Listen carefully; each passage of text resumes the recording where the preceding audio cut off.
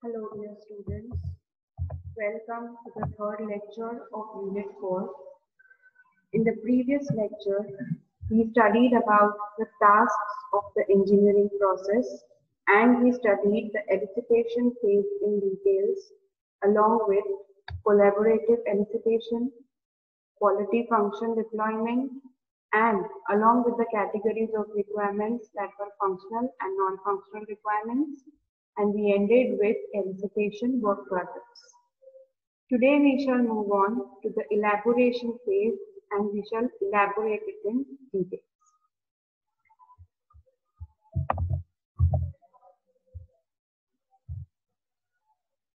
This is our presentation. We were on the tasks previously. In the tasks inception, we started the process where we were communicating with the stakeholders. Next, we went to the elicitation phase where we were doing some sort of requirement gathering. This requirement gathering we had elaborated when we are doing requirement elicitation, where we are having a collective group of people who are brainstorming. You also have a quality function deployment where you are telling the customers regarding the normal requirements, expected and exciting requirements. You are then forming use cases, which we will cover later on. We also saw that the functional and non-functional requirements and their bifurcations. Functional are those in which you have features of your software, and non-functional are those requirements where you are having a feel or experience of using that software. Elicitation work products were the things that were the outcomes of the requirement gathering process. Next phase is the elaboration phase. In the elaboration phase, we are going to see requirement modeling, need for models, analysis, approach, and elements of the model.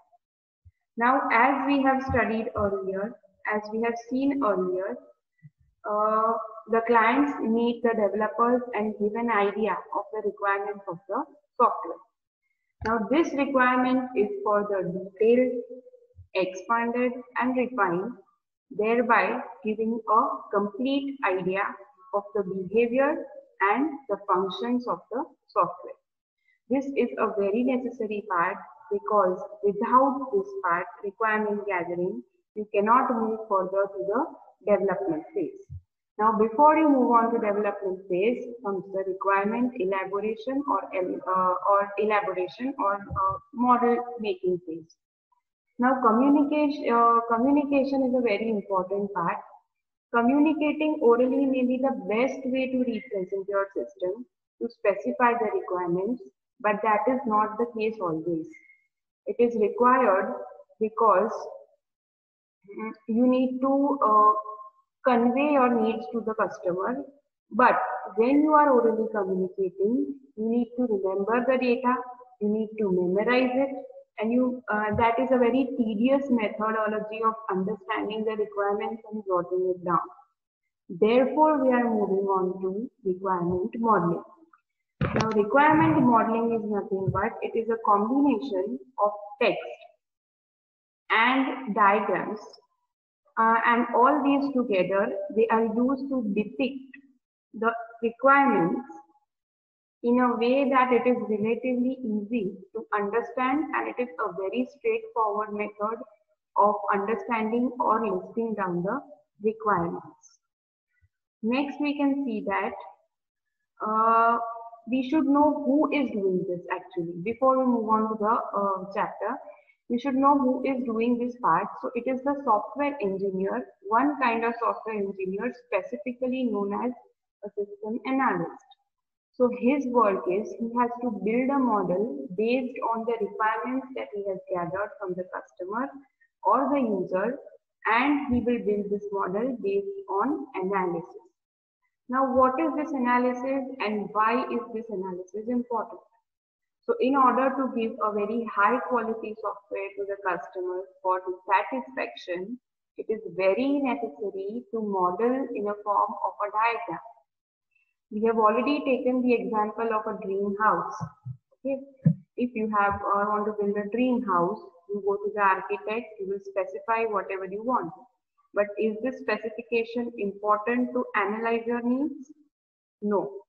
So what you need is a pictorial representation.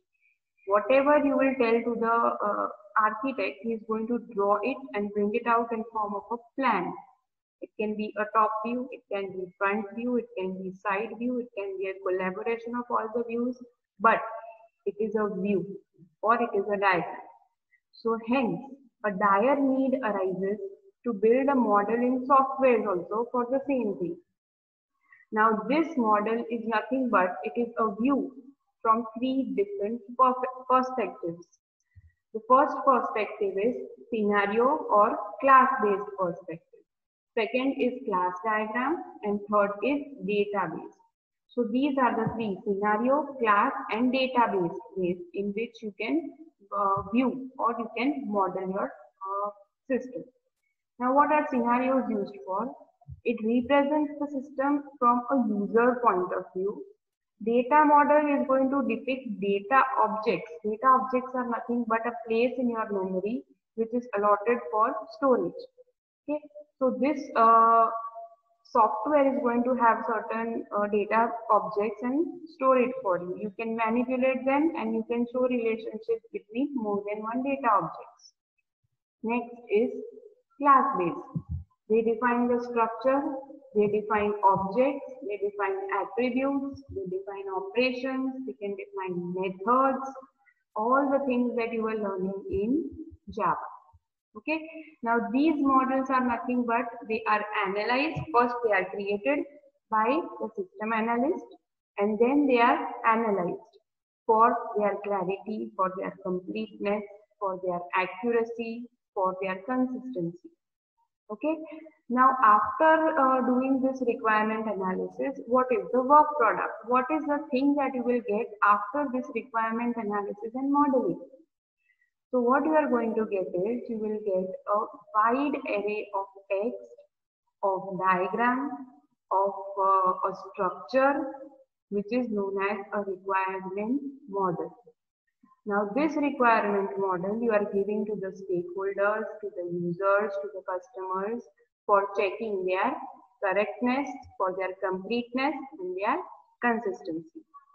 This very model that you are building is going to form a foundation from which your further step, that is your design and your coding step, will be starting. So now let us move on to the details of the requirement modeling process. Okay, now first we will talk about the needs. Okay, then we'll be talking about how analysis of the model will take place. Next, we will move on to the various approaches, and lastly, we will move on to the elements of the requirement model. Okay, first let us move on to needs. Now, why do you need this kind of analysis? So first thing is, this is required in order to focus on what but not focus on how. There may be times where analysts and developers are focusing on what they want to do and not how they want to do. So focus on what and not how. So what is this how? How is nothing but the way, what kind of interactions are going to occur in your system, what kind of objects your system is manipulating, what are the functions that your system is going to perform, what kind of behavior your system is going to exhibit, what are the constraints that are applied. All this comes under focusing on what and not how. Next is a complete specification of requirements is not possible at a very early stage because the developers and users may actually be quite unsure of the requirements when your project is actually commencing. So what will you do in such a case? In such a case, you are supposed to prepare a model based on whatever data is known to you. Now you are forwarding, as it is you are going to forward your project in an incremental form or deliver it in an incremental form. So the development that you are doing is going to actually help you accommodate changes in the next iteration. So you are supposed to focus on the current needs and not on what you are going to deliver in the future. Okay. So if your requirements are unclear, you don't have to worry about how you are going to develop the model. Your model should be able to describe and it should be able to help understand what the customer's needs actually are. And it should also form basis for creating and for starting the software development and validate the requirements once the software is built.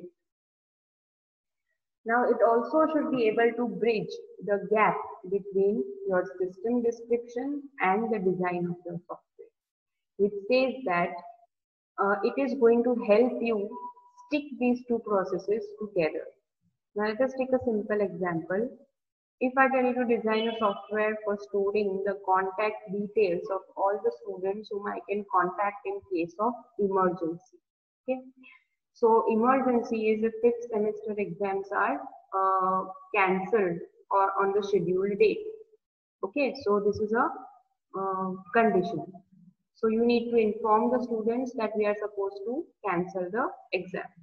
So how will you build a software for this? Okay, so you will not just start designing that you require a phone number and that's all. No, that is not how you are going to design the system.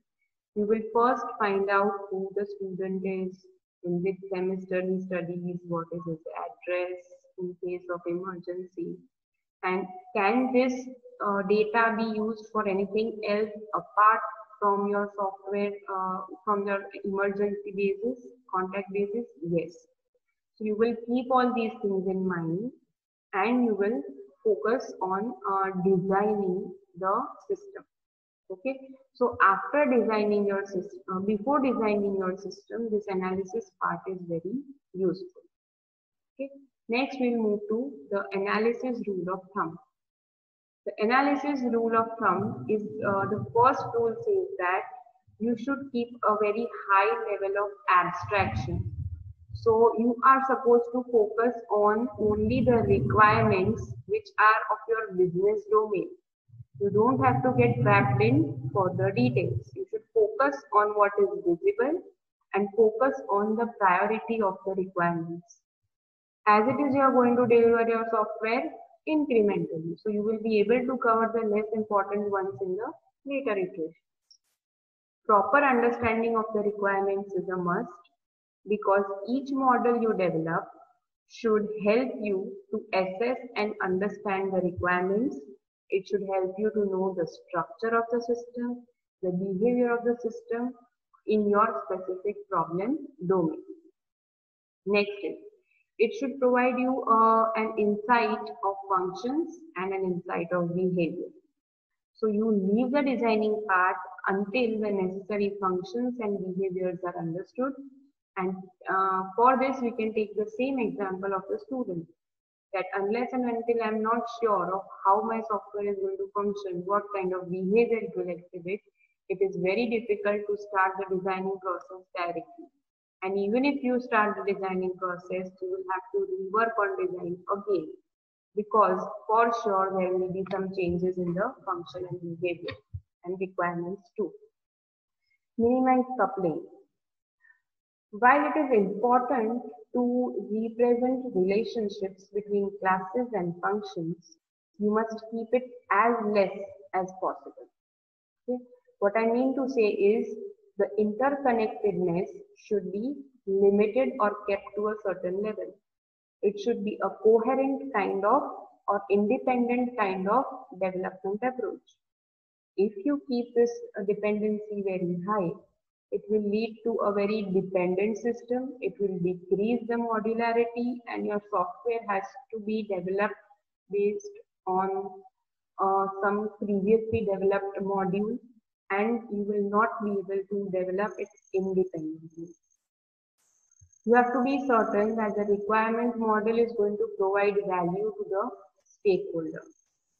Now, how by making it very understandable, by making it easy to interpret, and by making it flexible to changes.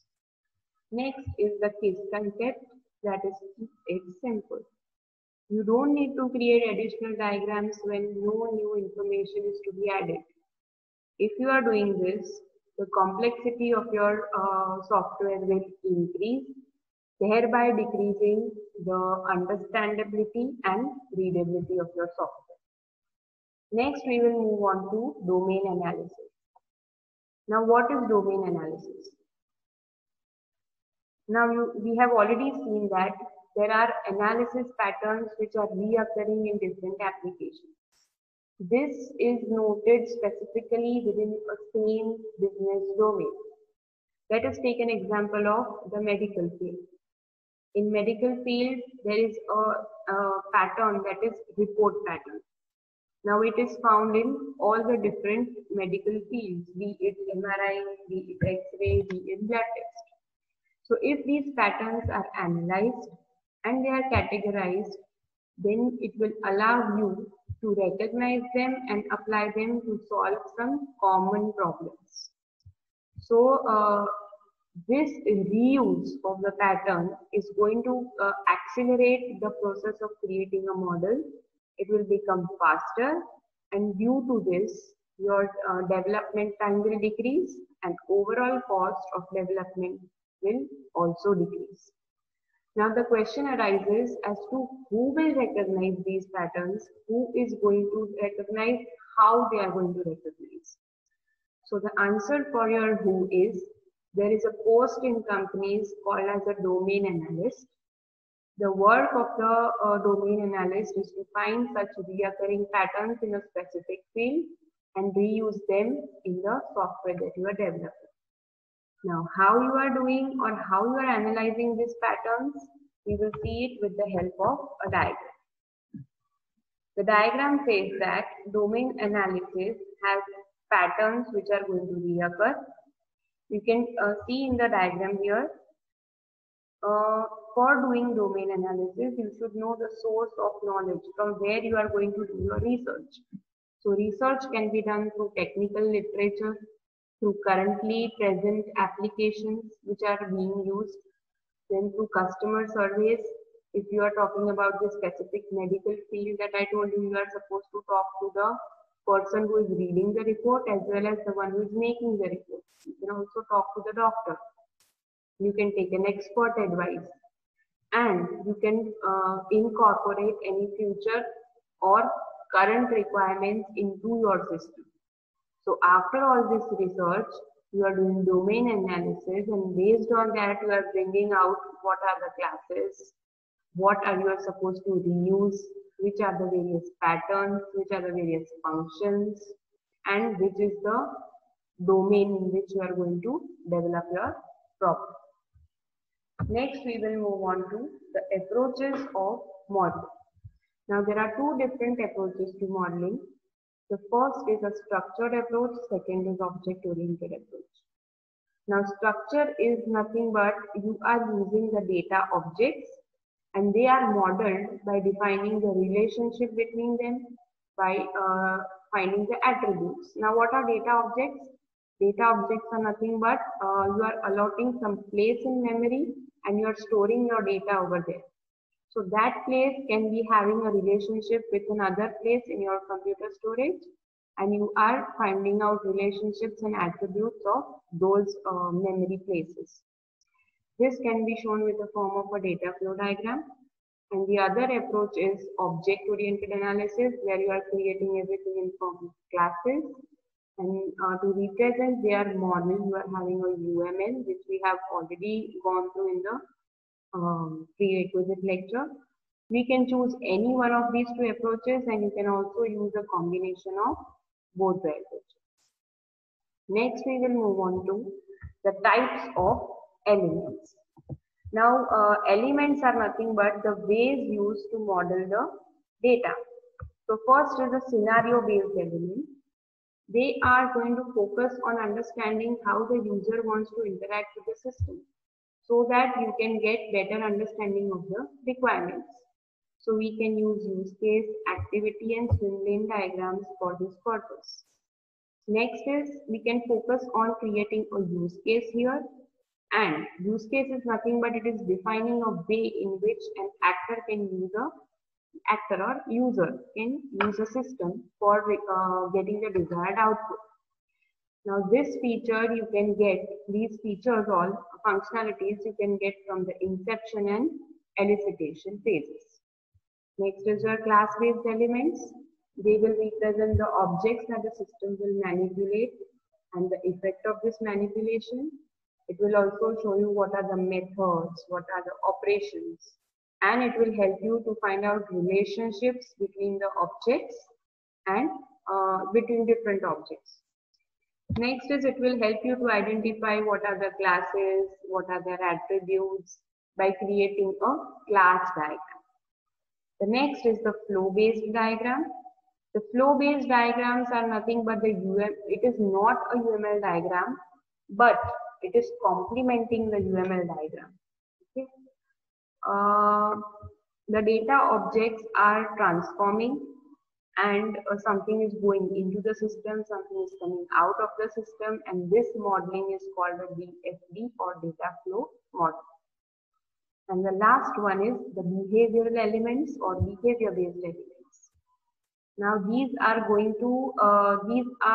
part of your software that is going to respond to any external event.